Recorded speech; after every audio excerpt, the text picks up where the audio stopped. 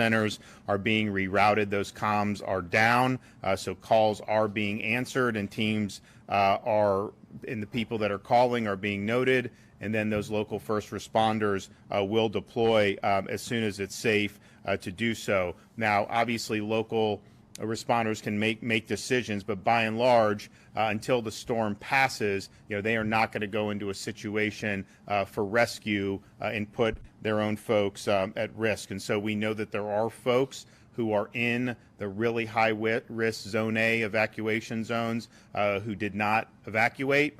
Some have called in, and those people are being logged, and there will be a response, but it's likely going to take a little time for this storm to move forward so that it's safe for the first responders to be able to do. We are getting reports, but it's going to take a little bit more time to know exactly in terms of structural damage, but we are getting some reports of structural damage in both Lee and Charlotte counties, but I would say overwhelmingly it's been that surge that has been the biggest issue and the flooding that has resulted as a result of that. In some areas, we think it's hit 12 feet.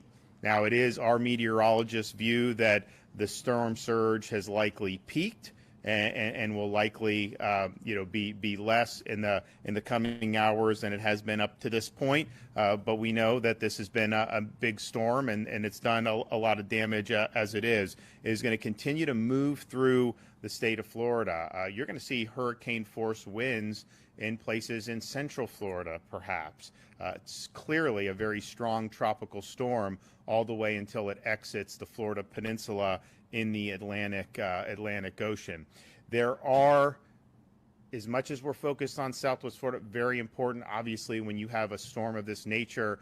I think at landfall, it's going to be behind only the Labor Day hurricane, Hurricane Andrew, and Hurricane Michael in terms of intensity.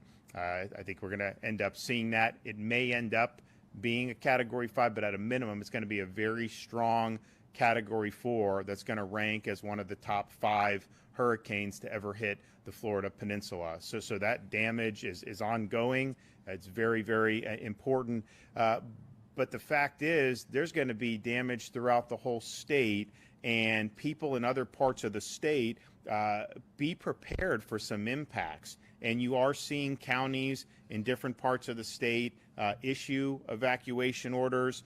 Clay County in Northeast Florida, which we do anticipate some major flooding events in Northeast Florida. I think folks that are familiar with the St. Johns River know that when you have weather like this, you will see this. And so Clay County has issued mandatory evacuations of low-lying areas along the St. Johns River. Flagler County has issued mandatory evacuations of its barrier islands, low-lying areas, and mobile homes. Nassau has issued evacuation orders for low-lying areas. St. Johns County is evacuating coastal and low-lying areas, including the city of St. Augustine, as well as the city of St. Augustine Beach.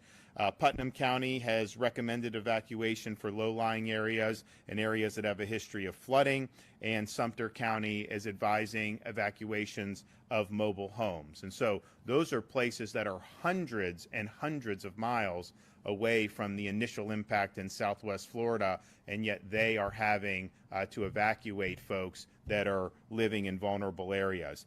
We have over 1.1 million reported power outages.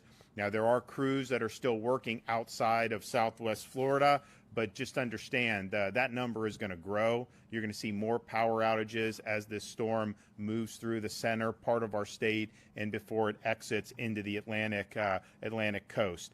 There are 100 portable cell phone towers ready to be deployed into Southwest Florida once it is safe to enter, and should that be needed. We want to make sure people are staying out of the way of emergency crews and out of flood waters and away from all down power lines. As soon as emergency crews can get in, they are going to get in. As soon as it's safe to go and clear the roadways, Florida Department of Transportation is going to go in and clear those roadways. These are all on standby. They are ready to go. They understand the importance of a really quick response. As I mentioned earlier today, we have now officially sent the letter with the request to the Biden administration for a major disaster declaration for all 67 counties, requesting the federal government do 100% reimbursement up front for 60 days to ensure that we can quickly move forward into this response and recovery phase. And I know sometimes they wait till different damage assessments are made, but in this situation, you got a massive Category 4 storm that you compare Charlie to this. This is way, way, way bigger than Charlie. It was as strong as Charlie coming in, but Charlie was much smaller. So this is a big one, and I think we all know there's going to be major impacts. We are not only are there 42,000 linemen, they are positioned all across the state of Florida. As soon as it's safe to go, those personnel are going to go in to resume power, and that's something that's very, very important. In terms of rescue efforts, obviously there's robust efforts in each of these counties. I mean, some of these are major counties in our state, like Lee County, Collier County. They've got great response teams. The state of Florida, we are providing a lot of support that's staged and ready to go. We have almost 250 aircraft, more than 1,600 high water vehicles, and more than 300 boats of all drafts and sizes, including 250 already stationed in the major impacted areas, and nearly 50 that are staged and immediately ready to come in. And so with water this high, these operations may need to be waterborne operations. Now, there are some where you're going to need to use the water to get to some of the barrier islands anyways. But you look at like Collier County, I mean, downtown Naples is flooded. That's probably going to subside as the time goes on, but they're prepared for a lot of different eventualities. We're thankful for the states that have sent us resources, and we're very, very appreciative of them stepping up and helping Florida. As this storm passes your community, understand it's still a very hazardous situation. You're going to have down power lines. You're going to have a possibility of harm's way because of standing water, misuse of generators. I asked the Department of Emergency Management, Kevin, to produce for me the rundown of the fatalities through direct impacts of storms versus the aftermath. And in Hurricane Irma, there were 7 fatalities directly because of the storm, and there were 77 that were a result of post-storm. And a lot of that is standing water, down power lines, misuse of generators. So please just take precaution. Obviously, a ferocious storm coming in, very hazardous, very ominous. We know the life-threatening nature of that. But once the storm goes, once there's apparent calm, there are still plenty of hazards out there. So just please make sure that you're taking the proper precautions. I'm happy that Volunteer Florida has now activated the Florida Disaster Fund. Sometimes people say, hey, we want to help. What can we do? And there's really two things you can do. One, send some donations, money. The other can be donate your time. What's not helpful is sending items and sending things to us. We have a lot of stuff pre-positioned. If there's a need for other stuff, Kevin and his team will work.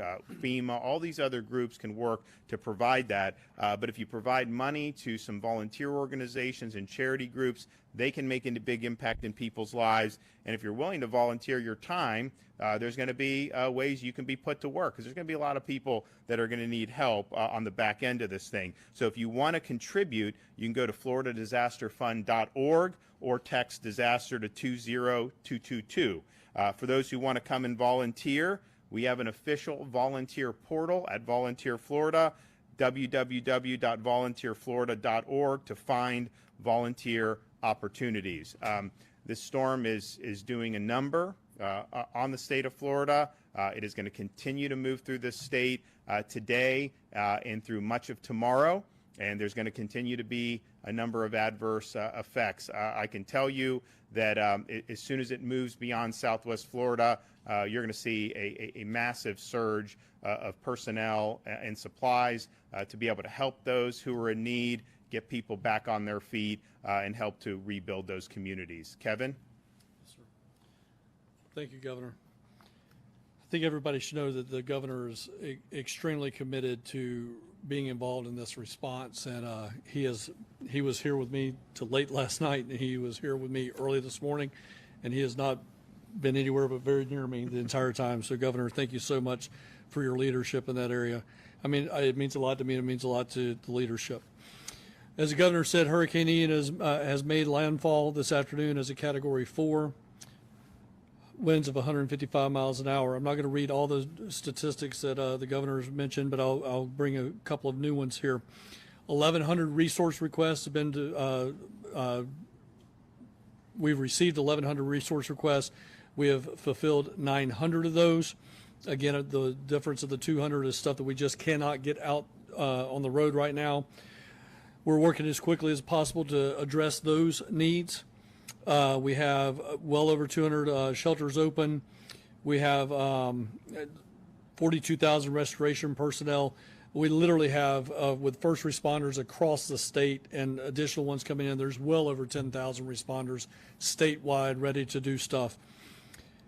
As the storm, as the storm makes its way across Florida, I remind Floridians to stay indoors if you're in the path of the storm. If you're sheltering in place in the path of a storm and you still have power and Wi-Fi, please visit floridadisaster.org/info to fill out our shelter-in-place survey. We've had a lot of people answer that and give us that information. That helps us provide critical information to first responders about the demographics of your household so that they can aid your family as soon as possible. Please keep in mind that first responders may not be able to immediately enter impacted areas to assist you due to the safety hazards. I will say we are planning a 3-prong response to handle that specific issue. We have personnel staged to come in via ground, via vehicles. We have personnel staged to come in via air with aerial deployed search and rescue assets. And then we also have the Coast Guard and the Florida Fish and Wildlife Commission ready to come in by sea for those barrier islands and beachfront properties. So we will have a response mechanism that involves all 3 of those arms. Shelter in place survey, again, I just reiterated, is floridadisaster.org/info. If you need immediate assistance, please dial 911. That site is not a replacement for 911. If it is calm outside, you may be in the eye of the storm. As the eye of the storm continues to move inland, is getting ready to enter areas such as Hendry County, Glades County. Do not go outside if all of a sudden the wind stops. In this situation, that means you're in the eye of the hurricane. Seek shelter immediately, get into an interior room, and protect yourself. Do not walk or drive through flooded areas. Floodwaters can stall your car and sweep you and your car away in the blink of an eye. We received reports of isolated tornadoes across east central Florida. If you're in a tornado warning, again, seek an interior room free of windows, get low, and put something over the top of your head to protect yourself. If a tornado warning, self-deployments. We do not want individuals self-deploying out on their own. That is very, very dangerous. Leave that to the professionals that are trained in how to do that. Do not take your personal boat out in these situations. We do not want to have to respond to yet another problem. The governor mentioned there are more deaths as a result of indirect situations than the actual direct situation of storm surge, wind at the beginning of a storm. So please, what we want you to do more than anything else is stay safe. Please be careful out there. Again, Governor, thank you. Do we have the Cajun Navy? They're on the way, right? There are reports that they are on the way. So I think the Cajun Navy is on the way, and okay, there we go. I mean, look, we really welcome. I mean, those are some really battle-hardened folks, and so Florida welcomes their support, and honestly, particularly Louisiana, because they've dealt with so much, and so the governor's been great.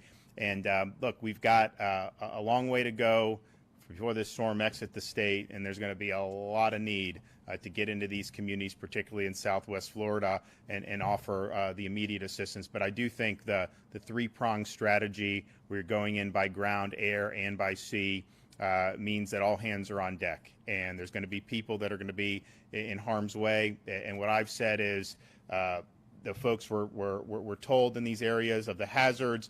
They were given time to be able to make arrangements and to leave. Some chose not to do that. They would have probably been better off doing that. Nevertheless, if people are in harm's way, we're going to go and do whatever we can to help those folks. And so that is those operations are going to commence as soon as it's safe to do so. Certainly, I would say, no later than first thing in the morning. Yes, sir. Yeah, no later. As soon as it's light outside and people are able to do it, and then it begins with the clearing the roads, making sure that the electrical folks can get in there. I was able to thank a number of these linemen. We went over to Lake City where a number of them are staged. You know, these are great folks. They're coming from all across the country. I mean, I met people from Alabama, from Texas, from Louisiana.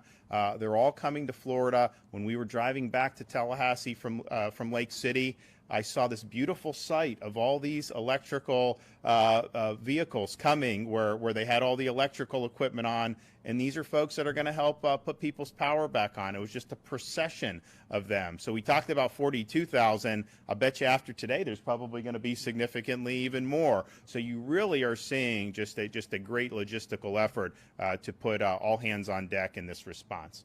Okay, any questions? Yeah, Governor, you mentioned getting calls from people who have not evacuated, calls for help. About how many calls people were we talking about here? Devin, you want to take that? So right now, I don't want to give you a solid number because it'd be a guess. I know earlier today we had the initial report was 21, and then we, because of the 911 issues in that Southwest Florida area, we had one small rural county that was answering calls for the larger county saying that they had hundreds of calls. So I can't really quantify that right now, but just go off the words that the emergency management directors at the local level told me. Sorry. Yes. Have you spoken to the president at all about getting that 100% coverage? I mean, I know there's a lot of folks out there who are pushing for Florida to get that 100% coverage, but I know. So when we spoke yesterday, I mean, he said, you know, all hands on deck, that he wants to be helpful. And he said, you know, ask whatever you need, ask us. You know, he was inviting us to request support. And so that we think that this is probably the best thing that we can get at this juncture, given what we're dealing with. And so hopefully we'll get a favorable response on that. Yeah. Mr. Guthrie mentioned this earlier, but you know, this is obviously a big flooding event, and a lot of these places might not have flood insurance. Do you have a sense of, I mean, how exposed a lot of these people are who don't have coverage from flood insurance? Not yet, but I think the issue is significant in the sense that, you know, these are not people that necessarily live in a quote flood zone. You know, they live and they're asked, the realtor says, you're not in a flood zone. Well, they're not going to get the flood insurance. And I totally understand why people don't do that. But just because you're not in a quote flood zone does not mean that you're not at risk of a catastrophic event like this. And so I think you're going to see some clearly. How many, that remains to be seen. Now, there are programs that FEMA has to try to provide relief for people, but it is not going to be commensurate to having had a policy. And so this is an issue, you know, that we're going to have to deal with. But I do think it will be something, because we deal with this in other storms across the country, including Florida. When you have this about the homeowners policy will cover certain things, but the flood policy covers probably the most significant risk for most homeowners in Florida, given the risk of flooding that we have in so many different parts of our state. So we're sensitive to that. There's obviously going to be, you know, some folks that are going to be in need of support and relief, and we're obviously going to work as best we can. I will say that you know, people have been asking about some of the overall homeowners insurance with like Citizens. You know, Citizens, I think right now they're between $6 and $7 billion of surplus. They're modeling, based on paying out a lot of money in claims for this, was that they would still have between $4 and $5 billion in surplus, and so they view themselves as being able to weather this. Individual carriers, they have to go through a stress test to be able to have their policies approved, and so this year they had tested under a direct impact on Tampa Bay, then what would happen. And so, you know, they have policies, they have reinsurance, we have our RAP program, and of course the CAT fund. But for Citizens, you know, they feel very strongly that they're going to be able to handle this and still have pretty significant reserves. Okay, thanks so much. I'll see you guys.